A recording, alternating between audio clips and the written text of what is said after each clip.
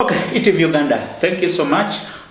Mbaniriza nate mwebale nnyo kuba nti mukyekuumira ku mukutu tusinzira Makindi Uganda ne tubona ensi yonna ku kamera Eva Aaron Bobo neyongera okubajjukiza omulongo wa Swansubugo okusinzira Edweza Mukono akola ku nsonga zonna ez'omu maka. Olina kizibu ki? Emirimu tegitambula bulungi, byokola birimu amakoona, waliwo yagaana okukusasula, olina ebikutawaanya ng'omuntu. Omulongo wa Swansubugo okuvereza Mukono omukubirako enamba ye weeriawo wansi osobola omukubirako n'omubuuzaako ne mwogera. Nkyali ne muganda wange Kikomeko Abudu yeekolera tuyitayitamuko mpola mpola mu bibaddewo mu week eno. Wabaddewo emboozi ya cyber harassment. Hashtag yaleeteddwa muwala wa Franka Gashumba, Shira Gashumba ne bbaawe nga bagamba nti okubamanyira kuyitiridde okubavoola so nga nabo bakitandise okulaba nti bataasa abo abazze bavumibwa ku intaneti, abazze bavoolebwa. Awo njagala tutandiikire then kubanga ku mboozi eyo kwetoloolerako ebintu bingi nti tulina bannamawulire abalala bangi abafiiriddwa emirimu gyabwe okuli Tina Fiasi owa Abani TV abadde akola scoop wetwogerera UCC program bagijje ku mpewo n'omuwala n'agobwa tetumanyi kiddako. So tutandiikira awo tulyoke tudde ku nsonga endala. Teri kintu kibi nga kutega kamaso ng'oyagala kubba mmese kakubamu omwana wo nga bbenva toteza akamaso okumpi n'enva bemmese ezikubbira enva naye ng'ate omwana wo yamubbiwa enva akola ki asooka. Teri kintu kibi nga kutega ddogo kutta babba matooke go bamumwanyizo naye ng'ate omwana wo yamutemi w'amatooke gasooka ogenda kutta omwana wo. Shila pokeera ku makya nokola statement nti mukoye cyberbullying ku internet taatawo egenda mukwata kuba ndooza lwe lunnabe lwe tusinga okuba nalwo mu ggwanga. Manji taata wa Shira Gashumba Franka Gashumba lwe lunnabe olusinga mu ggwanga era abantu bangi ba victim abatyoboddwa ate nga babitiibwa nnyo n'okusinga ye Shira atalina kyali mu ggwanga nga taata we abakoze ki abavudde. Munnange nno saali wagidde kuvoola muwala muto nga Shira era ndowooza mujjukira bamwami Sendi bwe baavaayo ne boogera ku mwana oyo babatoka ntokisho naye omwana omuto ng'ono ekimukakubya kiki wali ku side ya Shira. Yes. We were here twali wano so disappointed bwe nalaba taata we nga avuma Katikkiro wa Buganda nga amuvuma ng'omulalo w'okukkuba because nenyamba nti oba n'omuntu omulala ozinza omuwamu katiibwa. Taata wa Shira Mwami Frank bw'aba yali tasobola kuwa Mayiga kitiibwa nga Katikkiro yali kimuwadde nga baaba we naye teyamuwa kitiibwa mu biti bibiri byakola ki nga baaba we ate ng'omukulembeze.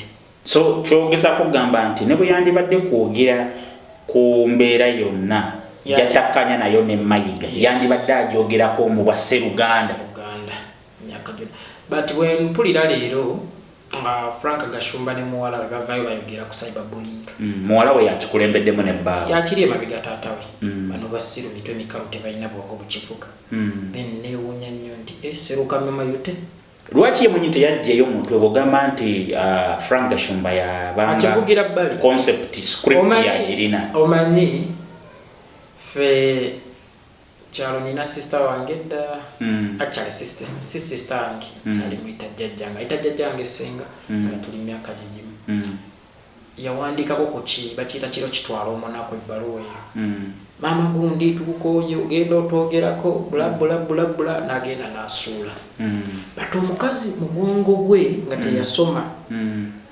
yasalawo okutandika okunoonyereza okukwe n'atandika okunoonya buli kitabo ky'omuwala ali okumpi era n'azuula eyamuvumi ngasinziira ku handwriting kati naffe ino gye tuli tusobola okutunula tugamba buno obwongo si bwono tusinziira ku kino buno obwongo bwani nti olaba omukazi ataasoma ow'omukyalo yasobola okukola investigation n'agiggusa so kati naffe tulina obusobozi obusobola okukola ki bw'otunula ekintu kino ekya cyberbullying mainstream media yakipiikinze era tulina ba victim ng'atandikidde ddala ye mwana muwala Tina Fierce abadde akola scoop on scoop yagobeddwa mugobe wajjo mulimu neera abakyali mu lusuubo bawaliwo editor wa Kampala Sun naye ali mu lusuubo 2 days ago ne muganda wange mukwano gwange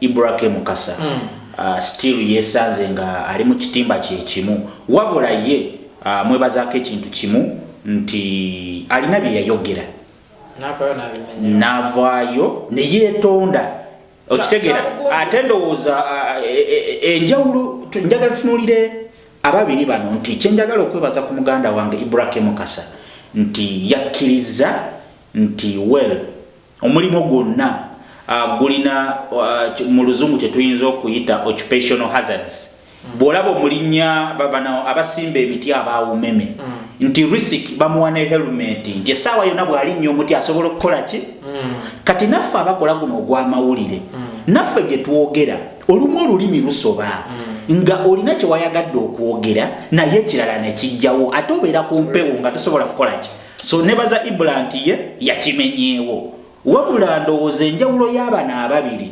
nti Tina Fierce ye yasigala avuma yasigala vvoola anti Tina ekyamuvumisa omwala oyo omuwala kwe kulaga nti wakitalo nnyo tagambwako nange sikiwagira by the way naye oluusi munange abantu nno baleeta n'entalo zaabwe ku mainstream media so these two could be having their other personal problems nga era omuntu oyinza kangeze gwe president olwaleero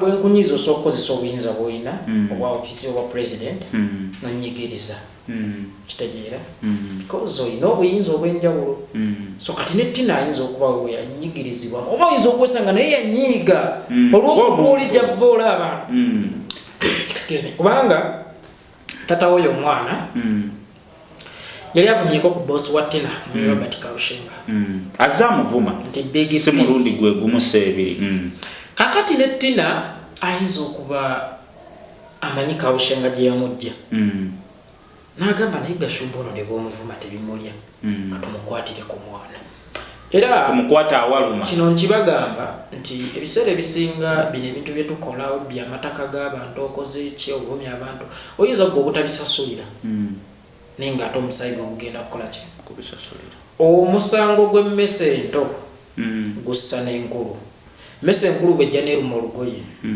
ne bw'osanga akato okuba ku mutwe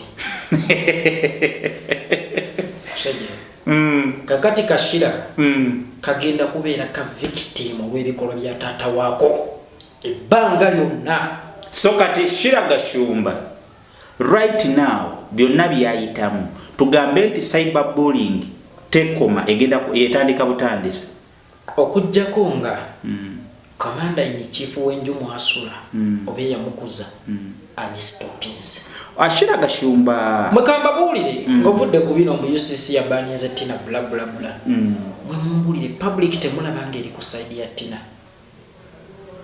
mulowooza lwaki eri ku side ya Tina nti lwakuba Tina mutuufu nnyo oba lwakuba Shira musobya nnyo eri emmese enkulu gye bali mu kkuba yaluma engoye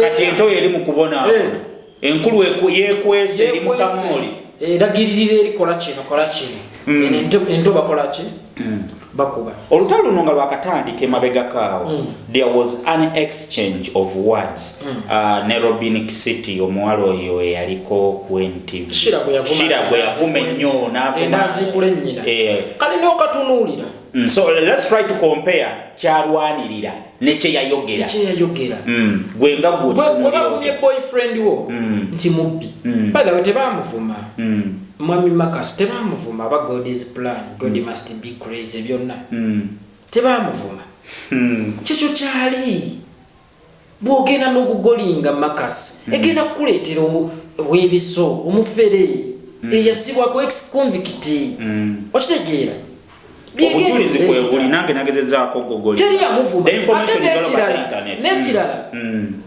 Livingstone Kasozi alina we yagambira nti ekitiibwa tebakikaka ne bwoba munene oti nga kyo kikuganye ekitiibwa bakiwanza omutono mumpi nga gwe munene kikoze eki kakati oyo omuvubuka mumulese mu media ne twamugaana twamuboola mubodde ffe tetumwagala munene ffe teteba otubuuza lwaki tetumwagala tetuyinza kukuwa nsonga nga naye botayinza kutuwa nsonga lwaki Gashumba yakuzaala lwaki Gashumba itaatawo naffe twesanga bwesanzi nga tetumubodde okitegeera that's why ntandise nkugamba nti ne bwoba omunene ng'ekitiibwa kikugaanye kikugaana ne kigenda n'omwavu omutono gwe n'obeera ne ssente zo n'omubiri gwe ng'ekitiibwa kikoze eki kati ne makasi gwemuleeta mu limelight ng'omusuubira either okumwaniriza oba okumurejectinga ali rejected. Let's try to look here. When you look at the entertainment industry, abantu bangi bazze boogerwako. People have had a lot of scandals.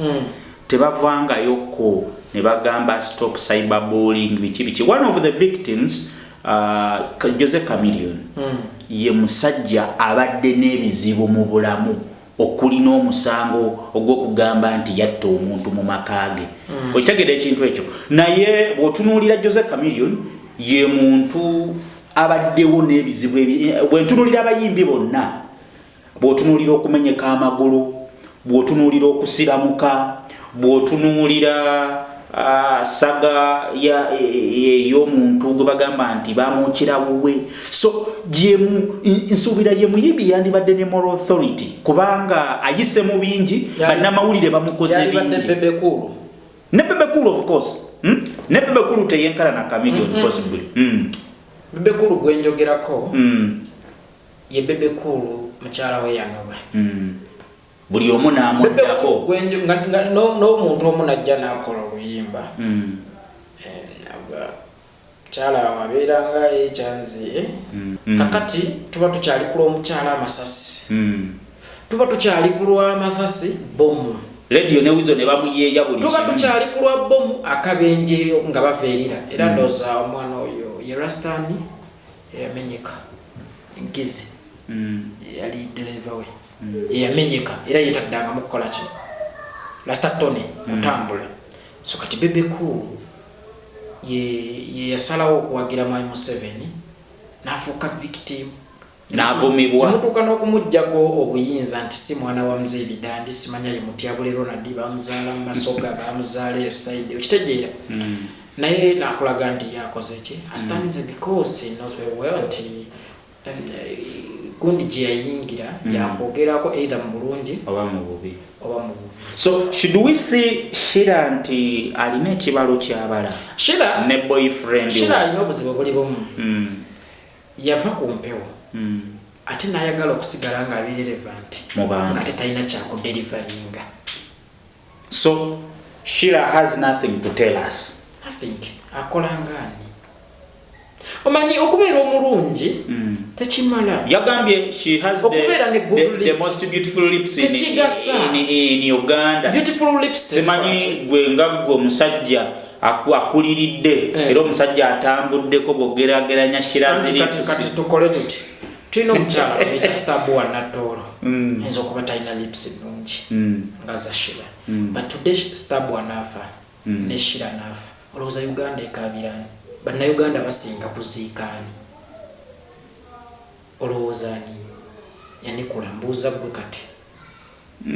I think bw'otunuulira social impact njagala kimu basinga kuziikaani Stabuwa kubanga alina ekyokutuwa ate aba ne kyatulekedde naye bw'oyagala okusigala ng'oli relevant nga tolina kyotugamba tuba tugenda kukukalirira. Alright, thank you so much for watching yona gye twatandikidde. It's been a wonderful day, wonderful analysis with my brother here. Kikomeko Abudu yekolera mweyongera okuba nti mutugoberera ku kamera tuline Aaron Bobo Eva abeerawo nga kikwasaganya mpola mpola. Until next time tujja kubanga tweyongera okubanga tubaweereza. Bw'oba oli mpya kindly subscribe. Baganda baffe abali mu United Arab Emirates, abali mu Oman, Qatar, Bahrain, abali Saudi Arabia, abali Singapore, China, abali South Africa, abali mu UK, Europe yonnaawo, abali mu United States, Canada. Thank you guys for watching. Abali mu Africa wano ne Uganda wetusinziira okuba nti tubaweereza. Mwebale nnyo okulaba, mwebale nnyo okutuwuliriza. Until next time, baagala nnyo.